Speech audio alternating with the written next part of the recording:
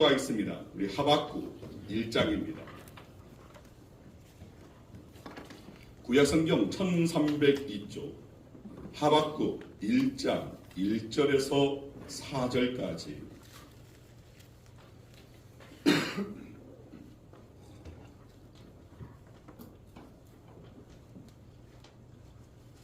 하박국 1장 1절에서 4절까지 우리 함께 1절에서 4절까지 우리 한 목소리로 말씀 같이 읽겠습니다.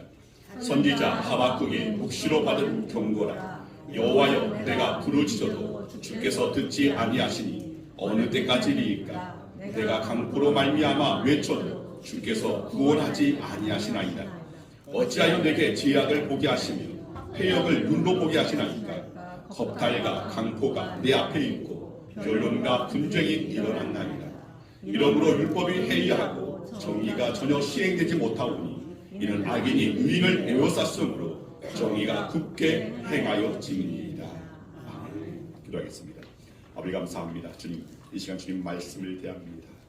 말씀 가운데 주의 은혜가 오늘 저희의 삶 가운데 깊이 녹아지기를 원하고 경험되어지기를 원하고 그 은혜가 동력이 되어서 세상을 이길 수 있는 저희의 믿음 되어지기를 소망합니다. 하나님의 말씀은 하나님의 능력에 담겨져 있기에 말씀을 듣는 중에 오늘 저희의 삶의 모든 문제가 해결되고 우리의 삶의 모든 근심, 걱정, 염려, 불안, 두려움은 떠나가고 오늘 주님 주시는 참된 평안이 가득할 수 있도록 은혜 허락하여 주시옵소서.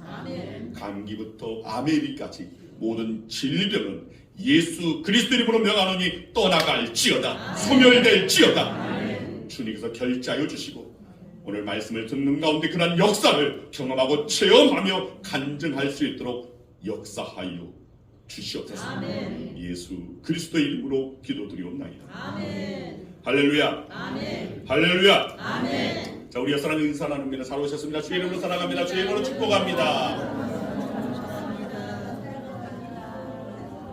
또 고백하죠. 복덕방이 됩시다. 복덕방이 됩시다. 만당 홍소의 때를 기다립시다. 만당 홍소의 때를 기다립시다. 네, 이게 무슨 소린고 하시는 분들이 있습니다.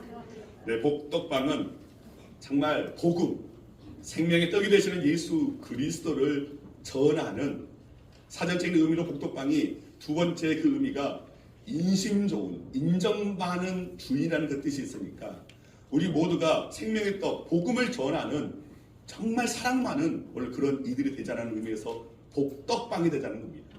그리고 만다홍소는 우리가 몇 주 전에 말씀을 드렸던 것처럼 모인 곳에 있는 함께 모인 그 모든 곳에 복음, 즉 기쁜 소식으로 말미암아 함께 기뻐하고 함께 즐거워하는. 지금은 우리의 삶이 공고하다 할지라도 이후에 하나님께서 응답하여 주시고 하나님의 때가 되었을 때에 정말 우리 모두가 한바탕 정말 기쁨의 옷을 즐거움의 웃음을 지을 그 때가 올 것을 소망하며 나아가자는 그런 의미입니다. 다시 한번 우리 함께 이렇게 외칩니다. 복덕방이 됩시다. 복덕방이 됩시다. 만당 홍소의 웃음을 지을 그때를 생각합시다. 만당 홍소의 웃음을 지을 그때를 생각합시다. 길게 하면 안 됩니다. 길게 하면 안 됩니다. 저도 갑자기 길게 했는데 만당 홍소의 때를 기다립시다. 만당 홍소의 때를 기다립시다. 네, 오늘 우리의 삶에 만당 홍소의 크고 정말 기쁨으로 함께 나눌 그 때가 오게 될 줄 믿습니다. 여러분, 우리가 살다 보면 사실 생각대로 되는 일보다 생각대로 되지 않는 일들이 사실은 훨씬 많습니다. 그리고 꼭 이루어지기를 바라며 간절히 기도했는데 바라는 대로, 기도한 대로, 원하는 대로, 구한 대로 응답되지 않는 때가 많습니다. 또한 예고 없이 고난이 찾아옵니다. 역경이, 환난이 찾아올 때가 있습니다. 그래서 너무 당황스럽기도 하고 무척이나 힘이 들 때가 있습니다. 그런데 우리를 더 힘들게 하는 것은 이런 상황을 도무지 이해할 수 없는 경우입니다. 왜 나에게 이런 일이 생겼을까?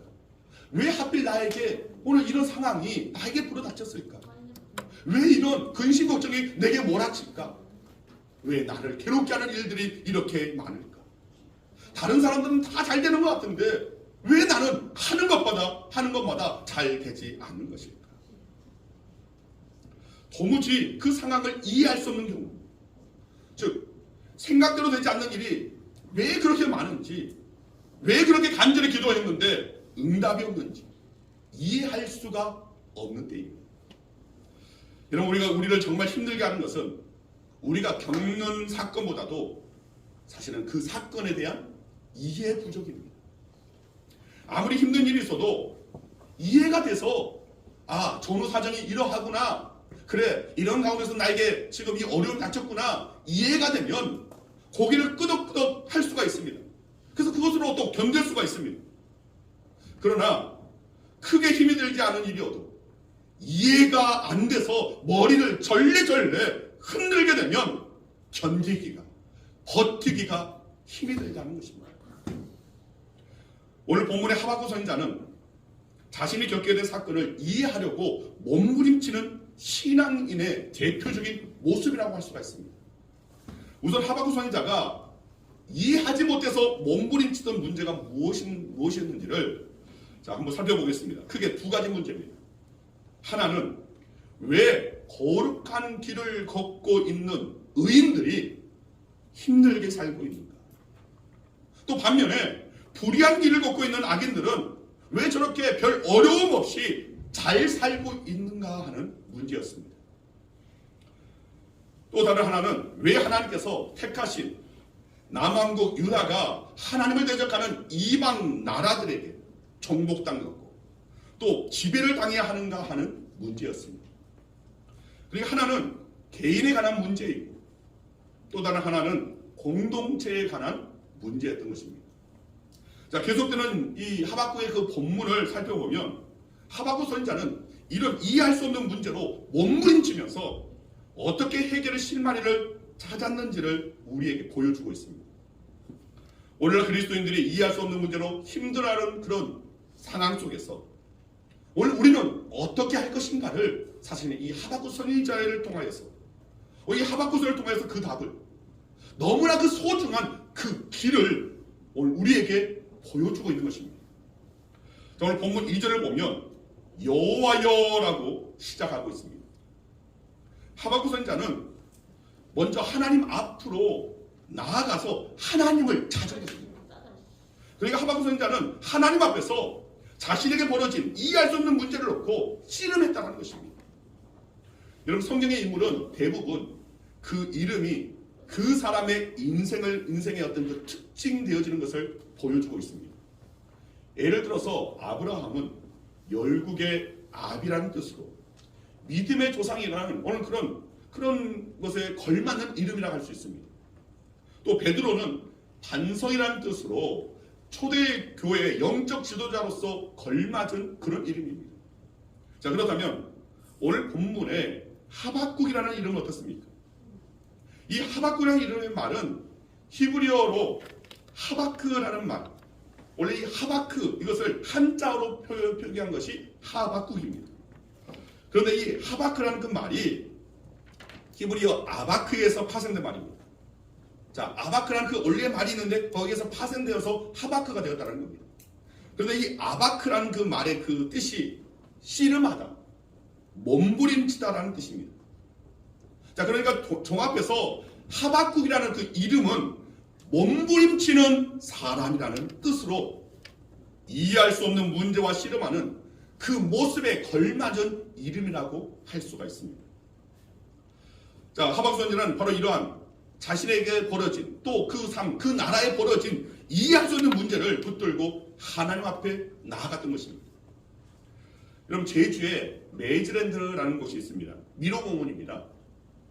한번 사진 한번 보여주시면 세계에서 미로가 가장 길다고 하는 그런 공원입니다. 우리나라는 세계에서 제일 되는 것을 너무나 좋아하는 경향이 있어서 솥뚜껑도 이 솥도 무쇠솥을 세계에서 제일 기네스북에 올라갈 만한 그런 솥을 만들어야지 하면서 세금을 낭비하는 경우가 참 많은데, 자, 이 제주도에도 이 미로공원이 굉장히 세계에서 가장 복잡하고 가장 큰 오늘 그런 미로공원을 만들어 놓은 것입니다. 자, 입구로 들어가면 어디로 가야 할지 도저히 알 수 없는 미로가 펼쳐집니다. 수많은 시행착오를 거쳐서 출구로 나오게 되는데 사람마다 차이가 있습니다. 굉장히 운 좋게 빨리 나오는 사람은 한 10분 정도 걸리고 늦으면 1시간도 넘게 걸리기도 합니다. 그런데 높은 곳에서 보면 길이 다 보입니다. 그래서 만약에 길이 다 보이는 저 높은 곳에 있는 사람에게 오늘 묻고 그 사람의 길을 안내해 준다면, 전에 저희 전 교회에서 청년들을 데리고 제주도에 갔었는데 거기에서 이제 그 당시 충남대 또 카이스트 거기에 외국인 유학생들이 이렇게 함께 동참을 해서 교회에서 이제 지원을 하고 그들과 함께 이 제주도 여행을 한 적이 있습니다. 이제 수련회를 이제 제주도에서 했는데 이 미로곤에 갔는데 아니 외국인 이 두 친구가 도저히 미로곤에서 나오질 않는 겁니다. 시간은 이제 다음 일정이 있으니까 버스는 기다리지 시간은 다 되었지 그런데 아무리 찾아봐도 보이지 않는 겁니다. 그래서 이제 거기 관계자한테 말을 해서 그 미로공원 가운데 있는 꼭대기에 가서 거기에 올라갔습니다. 그랬더니 저쪽에서 자신들이 땀을 뻘뻘 흘리면서 이리 갔다 저리 갔다 하면서 정말 혼란 가운데 빠졌고 완전히 그런 패닉에 빠진 오늘 그런 상태였습니다. 그러다 이제 거기에서 이제 관계하시는 분이 부르고 이쪽으로 오라고 저쪽으로 오라고 아니라고 그쪽 가지 말고 오른쪽으로 가라고 그렇게 했더니 금세 나오는 것입니다.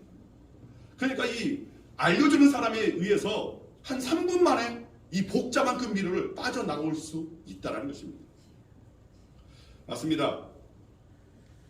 오늘 우리가 우리의 인생에 그런 미로와 같은 그런 상황에 처할 때가 있습니다. 답을 알 수가 없습니다. 길을 알 수가 없습니다. 이런 미로 안에서 다른 사람과 함께 의논한다고 해도 마찬가지입니다. 올바른 길을 찾기에 사실 별반 도움이 되지 않습니다. 왜냐하면 그 사람도 미로 속에 갇혀있기는 내 한 가지이기 때문에 그렇습니다. 마찬가지로 미로 속에 빠져있는데 얼만큼 그게 도움이 되겠습니까? 물론 위로가 될 수도 있습니다. 또 버틸 수 있는 힘이 될 수도 있습니다. 그러나 거기에서 빠져나오는 데는 별반 크게 도움이 되지 않는다는 것입니다. 여러분 그러나 우리가 하나님께 물으면 상황은 달라집니다. 왜냐하면 하나님은 모든 것을 아시기 때문에 하나님은 우리의 인생의 모든 것을 다 알고 계시기 때문에 그렇다는 것입니다. 하나님께서는 마치 미로 위에서 길 전체를 보고 있는 사람처럼 우리가 걷고 있는 인생길 전체를 다 보고 계신다는 것입니다. 우리가 어디로 가야 할지 어떤 길이 참된 길이고 복된 길인지 어떤 길이 생명의 길인지 우리가 살 수 있는 길인지 다 아신다는 것입니다. 그래서 우리가 하나님 앞에 문제를 가지고 나아가는 일은 너무나 중요한 일이라는 것입니다. 하나님께 묻고 그리고 하나님 앞에서 씨름하는 일이 매우 중요합니다. 자, 사무엘하 5장 17절에서 19절 말씀 함께 읽겠습니다.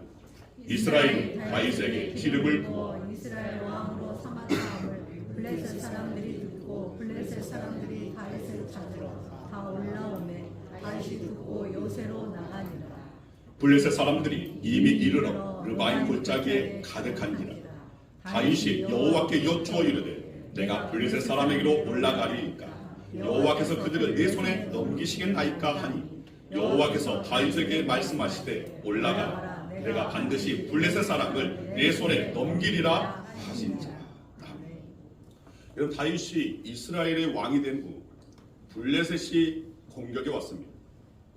다윗은 왕이기 때문에 그 상황에서 아주 급박한 그 상황 가운데서 다윗은 무언가를 판단을 해야 했습니다. 어떻게 할 것인지를 명해야 할 그런 상황입니다. 자, 이 다급한 상황에서 다윗이 한 일은 바로 하나님 앞으로 나아갔던 것입니다. 그리고 하나님께 물었습니다. 물론 다윗이 모든 순간, 모든 날들 다 그러하지는 않았다 할지라도 전반적인 그의 삶의 태도는 전반적인 그 삶의 태도가 바로 그러했기 때문에 성경에서는 그 누구보다도 하나님의 뜻에 합한 자라고 평가를 받은 것입니다. 오늘 본문의 하박국 역시 마찬가지입니다. 도저히 이해할 수 없는 사건들 앞에서 혼자서 고민하지 않았습니다. 지혜롭다고 하는 사람들과 의논하지도 않았습니다. 가장 먼저 하나님 앞으로 달려가서 외쳤습니다. 여호와. 오늘 본문 2절에 여호와여. 그래서 하나님께 아는 것입니다. 여호와여 하면서 하나님을 온전히 찾았던 것입니다. 여러분, 우리도 그러해야 합니다. 그 어떤 급박한 상황 가운데서 다른 길을 찾는, 사람을 의지하는 오늘 그것이 아니라 가장 먼저 우리가 해야 할 것은 여호와여, 하나님 나를 불쌍히 여겨주시옵소서. 하나님을 찾아야 한다는 것입니다. 오늘 본문 2절 말씀 같이 한번 읽겠습니다. 여호와여, 내가 부르짖어도 주께서 듣지 아니하시니 어느 때까지니까 내가 강포로 말미암아 외쳐도 주께서 구원하지 아니하시나이다. 여러분, 하박국 선지자는 이해할 수 없는 문제를 가지고 하나님 앞에 나아갔습니다. 그리고 하나님 앞에 이제 그 문제를 아뢰고 이 문제를 해결해 보고자 묻고 또 씨름했습니다. 그런데 하나님께서 침묵하십니다. 그것도 한두 번이 아닙니다. 너무나 오랫동안 침묵하십니다. 그래서 어느 때까지니까? 라는 질문을 드립니다. 그러나 하나님께서 그런 질문으로도 여전히 침묵하십니다. 그래서 하박국 선지자는 하나님께서 자기를 구원하지 않으시기로 하신 것인가? 이렇게 생각까지 하게 됐습니다. 다시 말해서 하나님께서 나를, 그리고 이 나라를 버리신 것이라고까지 생각하게 된 것입니다. 여러분, 성경을 자세히 살펴보면 대부분의 믿음의 사람들이 하나님의 응답이 자기들 생각보다 더디기 때문에 큰 고통을 겪었습니다. 자, 시편 13편 1절 2절 말씀을 함께 읽겠습니다. 다 같이 읽습니다. 여호와여, 어느 때까지니까 나를 영원히 잊으시나이까? 주의 얼굴을 나에게서 어느 때까지 숨기시겠나이까? 나의 영혼이 번민하고 종일토록 마음에 근심하기를 어느 때까지 하오며 내 온수가 나를 치며 자랑하기를 어느 때까지 하리이까? 여러분, 다윗의 시편입니다. 다윗은 아주 절박한 다급한 마음으로 하나님께 부르짖었습니다. 그러나 하나님께서 침묵하십니다. 그래서 4번이나 반복해서 어느 때까지니까? 라고 묻습니다. 다윗은 급하지만 하나님은 급하시지 않은 것입니다. 다윗은 정말 절박한데 하나님께서는 아직 때가 아니라고 보신 것입니다. 자, 그렇다면 하나님께서는 왜 이렇게 오랫동안 침묵하시는 것입니까? 왜 다윗에게, 왜 하박국에게, 왜 믿음의 사람들의 오늘 그 간구에, 그 기도에, 그 부르짖음에 침묵하시는 것입니까? 왜 이렇게 다윗을 애타게 하시는 겁니까? 여러분, 그 이유는 다윗의 관심, 또 하박국의 관심, 또 우리의 관심은 문제가 해결되는 것에만 있지만 하나님의 관심은 그 문제보다 더 크게, 더 넓게 오늘 우리가 더욱더 영성적으로 훈련받기를, 영적으로 단련되어지기를 하나님께서는 바라고 계시기 때문이라는 것입니다. 아멘. 즉, 다윗은 이 가족을 죽고 사는 문제를 보지만 하나님께서는 다윗의 연단의 가정으로 보시기 때문이라는 겁니다. 아멘. 여러분, 현대를 대표하는 영성신학자 필립 얀시라는 인물이 있습니다. 이분이 굉장히 책을 많이 쓰셨고 또 우리나라에도 여러 번역된 책들이 굉장히 많이 출간되어 있습니다. 그런데 이 필립 얀시는 지금 이 다윗의 어떤 그런 고뇌, 또 하박국의 고뇌와 같은 오늘 그런 문제에 대해서 깊은 사색과 통찰을 담은 책을 썼습니다.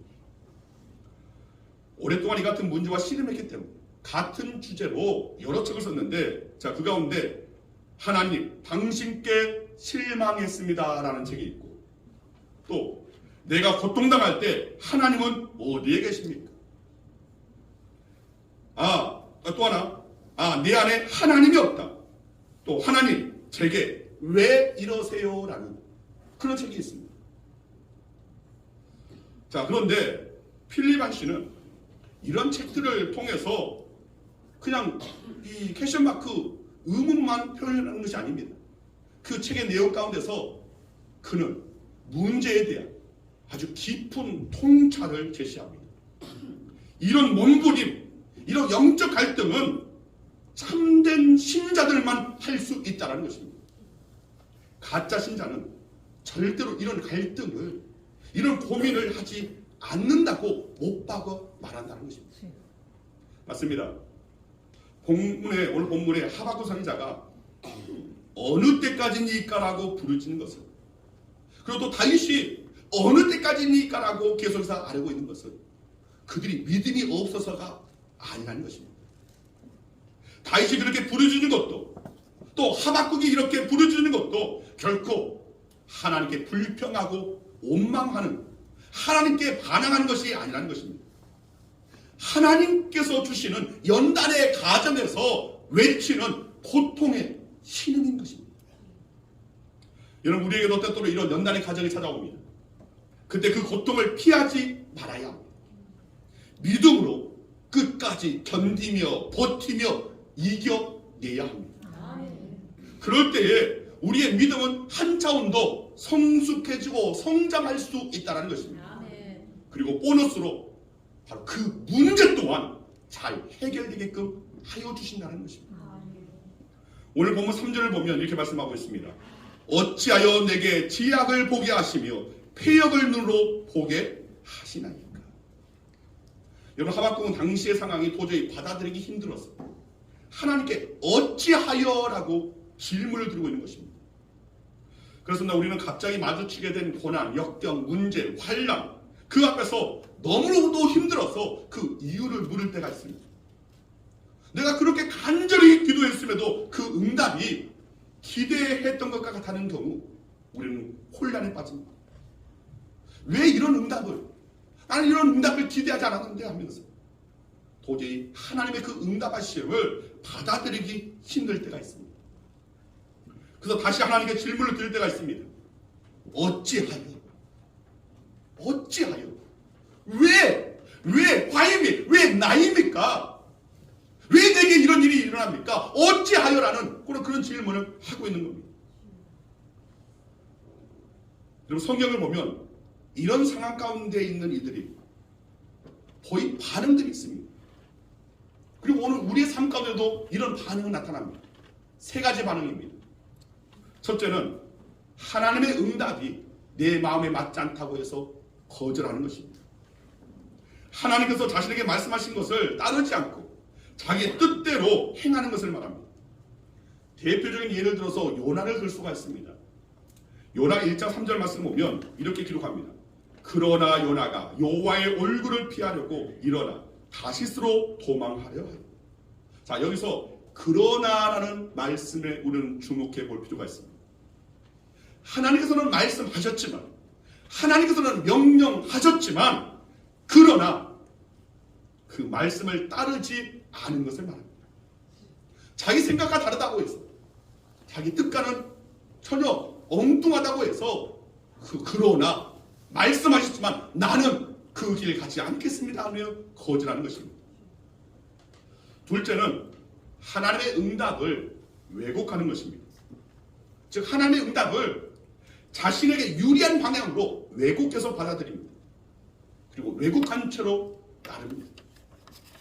대표적인 예가 당시 유대 백성들이었고, 예수님을 십자가에 못 박았던 이들이었고, 그리고 또 그에 동조했던 사도 바울도 사실은 사도로서 부름받기 이전에 사울이라는 이름으로 활동했을 때에 바로 바울이 바로 그렇게 했었습니다. 회심하기 이전에 바울은 구약의 메시아에 대한 예언의 말씀을 왜곡해서 받아들였습니다. 저 예수라는 저 사람은 아니라는 것입니다. 우리를 정신적으로 저 로마의 압제에서 우리를 구원할 메시아는 따로 있다는 것입니다. 그래서 교회와 그리스도인들을 핍박했던 것입니다. 나름대로 자기 합리화를 했던 것입니다. 하나님께서 말씀하셨는데, 그리고 말씀하신 대로 이루어 주셨지만 그 말씀, 그 뜻을 왜곡하여서 받아들이는 겁니다. 세 번째는 하나님의 응답을 믿고 따르는 것입니다. 하나님의 응답을 도저히 받아들이기는 힘들지만 하나님께서 말씀하신 것이고 하나님께서 역사하신 것이기에 그대로 순응하고 따르는 것을 말합니다. 대표적인 예를 오늘 본문의 하박국에게서 찾아볼 수 있습니다. 하박국 3장 17절 18절 너무나 유명한 말씀입니다. 같이 한번 읽겠습니다. 비록 무화과 나무가 무성하지 못하며 포도나무에 열매가 없으며 감람나무에 소출이 없으며 밭에 먹을 것이 없으며 우리의 양이 없으며 외양간에 소가 없을지라도 나는 여호와로 말미암아 즐거워하며 나의 구원의 하나님으로 말미암아 기뻐하리로다. 여러분, 하박국의 이 고백은 상황을 보면 아니지만 오직 하나님만 바라보며 믿고 즐거워하겠다는 것입니다. 맞습니다. 간절히 기도했고 그 응답으로 주어진 것들을 지금 내 시각으로, 내 생각으로, 내 판단으로는 받아들이기 힘이 들 때가 있습니다. 그때 어떻게 하느냐가 중요합니다. 도저히 받아들이기 힘들지라도 그대로 하나님을 믿고 따르는 것이 중요합니다. 여러분, 강영호 박사라는 분이 계십니다. 우리나라 최초의 시각장애인 박사였고 미국 백악관 국가장애위원회 정책 차관보를 지낸 분이십니다. 몇 년 전에 소출하셨지만 이분이 6년 동안 이 직을 수행하면서 미국의 5,400만 장애인을 대변하는 직무를 수행했습니다. 이분의 어떤 그런 책을, 이 자서전이나 어떤 책을 간증문을 이렇게 보면 중1 때 친구가 찬 공에 맞아서 실명을 했습니다. 어머니는 그 충격으로 돌아가셨습니다. 설상가상 14살 때 아버지마저 돌아가셨습니다. 절취에 눈은 멀고 고아가 되어버린 것입니다. 동생들은 고아원으로 보내졌고 자기 자신은 맹인 재활센터에 들어갔습니다. 이때 이 강영호 박사는 간절히 하나님께 기도했습니다. 눈을 뜨게 해달라고 기도했습니다. 눈을 떠서 저 고아원에 맡겨진 동생들을 돌볼 수 있게 해달라고 간절히 기도했습니다. 그러나 하나님의 응답은 노였습니다. 실망했지만 계속 하나님을 믿고 그 인도하심을 따랐습니다. 그리고 훗날 강영호 박사는 오늘 그의 책에서 이렇게 말했습니다. 만약에 하나님께서 그때 제 눈을 뜨게 해주셨다면 저는 소년 가장으로 동생들을 먹여 살리느라 아무것도 하지 못했을 것입니다. 하나님께서는 먼 미래를 내다보시고 역사하신 것입니다. 많은 사람들이 저에게 장애에도 불구하고 라고 말합니다. 저는 그 말을 고쳐드립니다. 장애에도 불구하고가 아니라 장애를 통해서, 장애 덕분에 라고. 온치 않는, 앞을 보지 못하는 눈먼 장님이 되어지는 그 장애가 있었지만 그 장애를 통해서 하나님께서 그의 삶을 이끄셨다. 여러분, 우리에게도 이런 믿음이 필요합니다. 기도했지만 응답이, 하나님의 그 응답하심이 내 기도와 또 내가 바라고 기대하는 것과 다를 때 여러분, 우리는 어찌하여라고 질문할 수 있습니다.